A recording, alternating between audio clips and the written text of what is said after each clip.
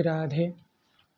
अहो अमीषां किमकारिशोभनं प्रसन्न येषां स्विदुतस्वयं हरिः यैर्जन्मलब्धं दृशु भारताजिरे मुकुन्दसेवोपैकं स्पृहाहिनः। श्रीमद्भागवत के पंचम स्कंद के 19वें अध्याय का 21वां श्लोक जो मैंने अभी पाठ किया। देवता इस भारत वर्ष की प्रशंसा करते हुए कहते हैं, अहो अमीषाम किमकार शोभनम। अरे, इन भारतवासियों ने ऐसा कौन सा सुकृत कर्म किया होगा, क्या इतना अच्छा कर्म किया होगा कि आज ये भारतवर्ष में जन्म लेकर के आए हैं और इनको मुकुंद सेवोपैकम स्पृहाहीनः, इतनी आसानी से इनको भगवान की भक्ति, भगवान की सेवा करने का इनको मौका मिल रहा है। बंधुओं, हम आज़ादी के उस अमृत महोत्सव को मना रहे हैं। आज हर घर तिरंगा लहरा रहा है, लेकिन इस महोत्सव को मनाते हुए हम 3 बातों का ज़रूर ख्याल रखें जो हमको भारत से जोड़ती हैं, जुड़ी हुई हमको रखती हैं, हमको रखनी चाहिए, क्योंकि हम लोग 75वां वर्ष इस आज़ादी का मना रहे हैं और हमारा ये भारत देश कितनी संस्कृतियों का, कितनी सारी कल्चर्स का एक मूलभूत एक स्रोत है। तो हम ये विचार ज़रूर करें, प्रत्येक भारतीय को ये विचार करना चाहिए कि कैसे हम इस भारतवर्ष को और उत्तरोत्तर उन्नति की ओर हम लेकर के जाएं, इसको और गर्वान्वित हम जब 100 देशों के बीच हम जाएं तो एक भारत का एक अपना पहचान अभी भी है और आगे भी ऐसा एक पहचान हमारा रहे। ऐसा प्रयास प्रत्येक भारतीय को करना चाहिए और हम सबकी ये जिम्मेदारी है, केवल सरकारों की या केवल ऊंचे पद पर बैठे हुए लोगों की जिम्मेदारी नहीं, ये प्रत्येक भारतवासी की जिम्मेदारी है कि हम अपने देश को सही ढंग से प्रस्तुत करें, अपने लोगों के सामने भी और दूसरों के सामने भी। इसके लिए 3 बातों का विशेष हम ख्याल रखें। 3 भ है। ये भ शब्द श्रीमद् भागवत भी भ आता है, भगवान में भी भ आता है। ये भ शब्द बड़ा एक अनोखा शब्द है। तो ये जो 3 बातें हैं उनमें भी ये भ शब्द आता है, भ से ही शुरू होता है। तो ये 3 वस्तुएं, ये 3 चीज़ें क्या हैं? भाषा पहली बात, फिर भोजन और भेष। ये 3 चीज़ों में अगर हमने भारतीयता को प्रवेश करा दिया तो सच मानना, और इन 3 चीज़ों में भारतीयता को प्रवेश करा करके यदि हमने गर्वान्वित हम अपने आप को महसूस करने लगे तो सच मानना ये देश सबके सामने एक मिसाल के रूप में खड़ा हो सकता है। पहला है भाषा। हमको पहले तो हम अपनी मातृभाषा का सम्मान करें। घर में या अपने स्वजनों से जब हम वार्तालाप करें तो ये ध्यान रखना कि हम अपनी मातृभाषा का प्रयोग ज़रूर करें, क्योंकि आजकल मातृभाषा की कमी हो रही है। ठीक है, एक व्यवहार के लिए हम वो अंग्रेज़ी भाषा या इंग्लिश हम सीख लें, हम बात भी करें, कोई गलत बात नहीं है, लेकिन वो व्यवहार तक ही रहे। हम जब अपने मित्रों से या हम अपने स्वजनों से कोई फंक्शन हो या कोई मेल मिलावा हो, तो कम से कम उस जगह पे हम मातृभाषा में हम अपनी बात करें, क्योंकि मातृभाषा हमको आत्मा से जोड़ती है, क्योंकि हमको अपनापन लगता है मातृभाषा में। कोई भी आप मातृभाषा आपका जो हो, आप देखना इंग्लिश में सबके लिए यू और योर है, लेकिन मातृभाषा कोई भी हो उसमें एक इज्जत, एक सम्मान दिया जाता है। हिंदी ही ले लो, आप कहा जाता है। मराठी हो, आपण, कोई भी आप मातृभाषा ले लो, उसमें एक सम्मानजनक शब्द है, लेकिन इंग्लिश में ऐसा कोई शब्द नहीं है। तो ये ध्यान रखना कि हमारी मातृभाषा जो है वो दूसरों को सम्मान देना सिखाती है, और मातृभाषा हमको अपने आप से जोड़ने का एक अवसर प्रदान करती है। तो अपनों से जब हम मिलें, स्वजनों से, मित्रों से या अपने परिवार वालों से जब हम मिलें, तो कम से कम घर पे जितना हो सके मातृभाषा का हम प्रयोग करें। जो भी आपकी मातृभाषा हो, 15 से ज़्यादा भाषा हमारे भारत में बोली जाती है, तो हम अपनी मातृभाषा पर गर्व ज़रूर रखें, अभिमान, स्वाभिमान रखें।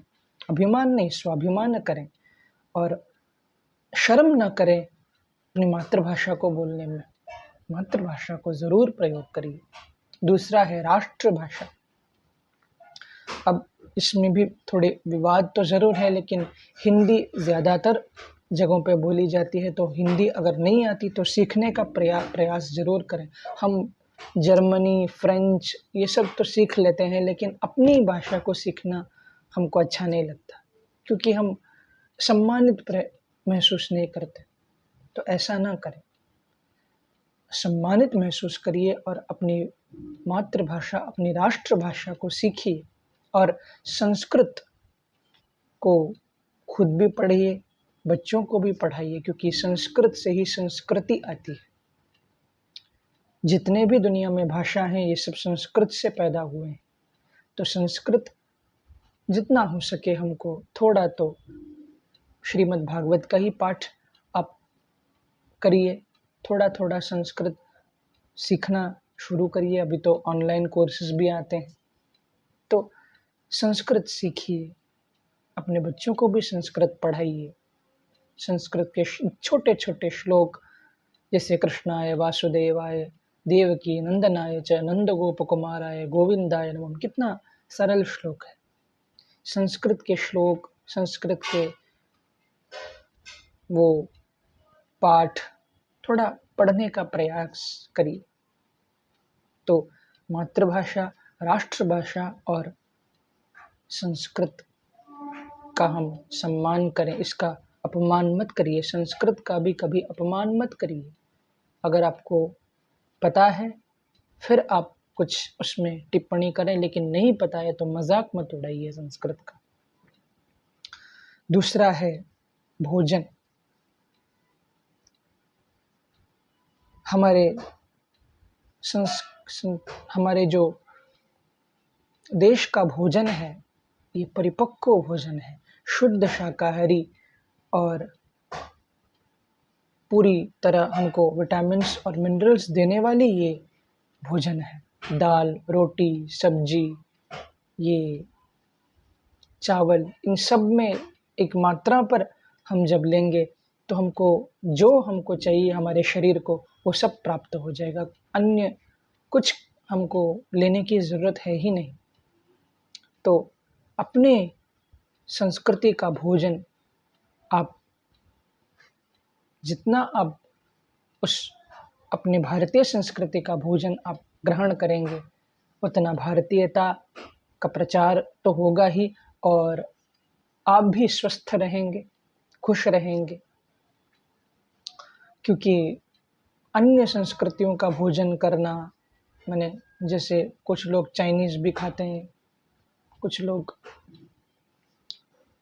पास्ता खा ठीक है, 1-2 बार ठीक है, लेकिन ज़्यादातर हम पहले तो घर का भोजन करें, और घर का भोजन हो तो भारतीय भोजन ही रहे। कुछ लोग हो सकता है विदेश में भी रहें, उनको दुर्लभ हो, लेकिन कोशिश ये ज़रूर करिए कि आप भारतीय भोजन ज़्यादा प्रेफ़र करें खाना, क्योंकि भारतीय भोजन में वो मिट्टी की एक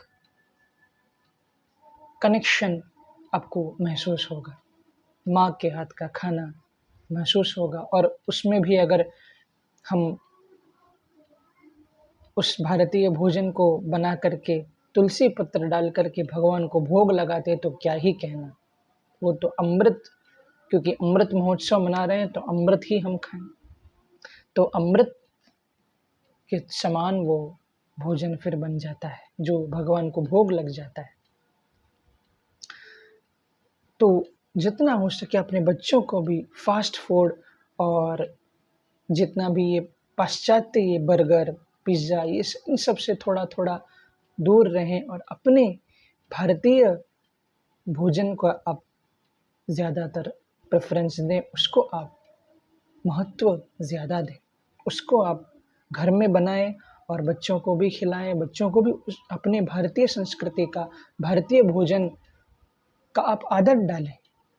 ज़्यादा बाहर उनको मत खिलाइए, जितना हो सके घर पर उनको बना करके भारतीय भोजन आप कराइए।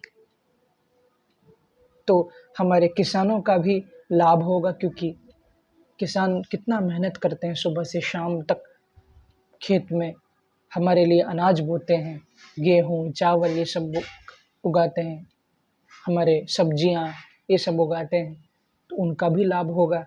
तो अब जितना हो सके भारतीय भोजन आप करें, क्योंकि कृषि प्रधान देश हमारा है। तीसरा है भेष।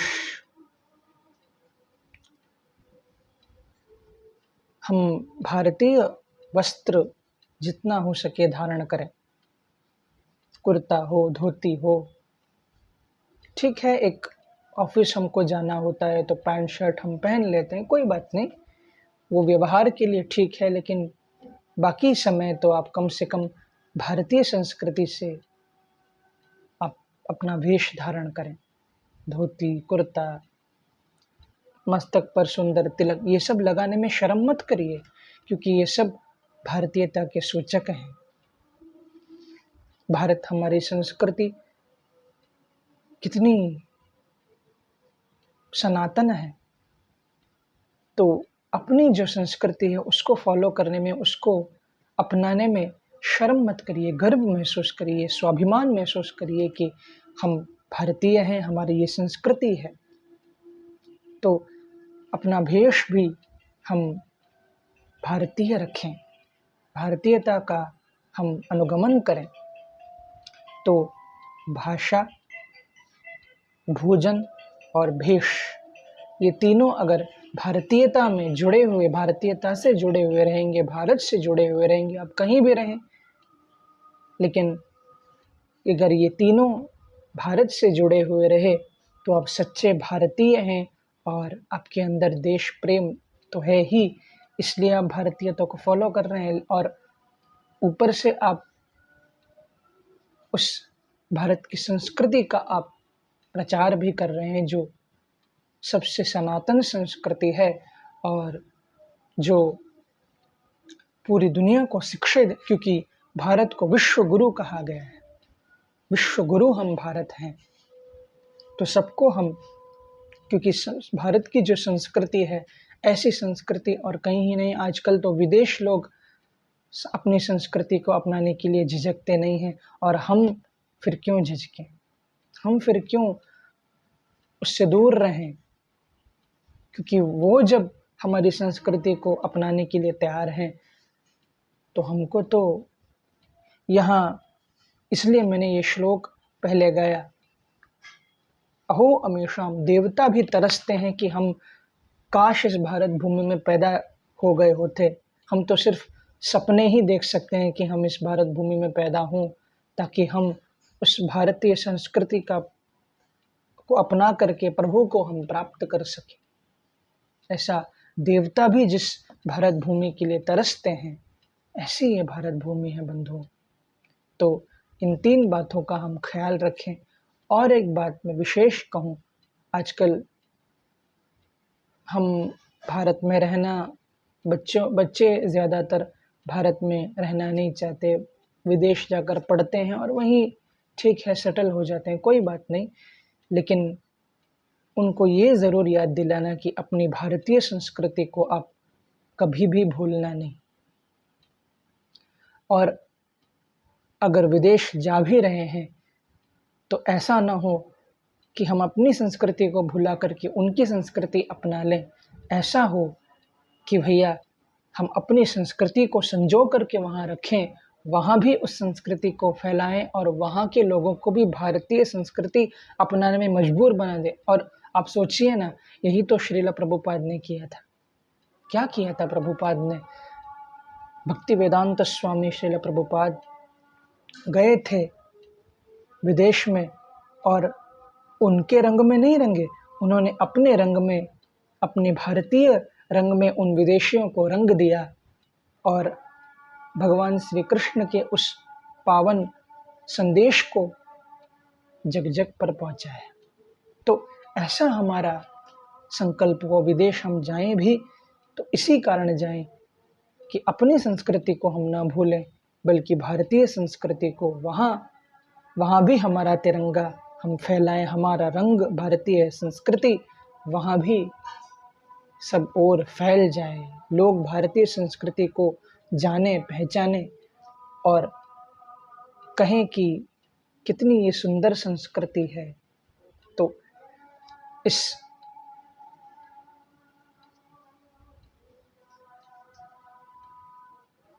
पिछहत्तरवें स्वतंत्रता दिवस पर आप सबको बहुत बहुत इस स्वतंत्रता दिवस की शुभकामनाएं। और इसी तरह हम अपनी भारतीय संस्कृति को, भारतीय भेष, भारतीय भोजन और भारतीय भाषा, इनको अपना करके हम भारतीय संस्कृति को आगे बढ़ाएं। श्री राधे, वंदे मातरम।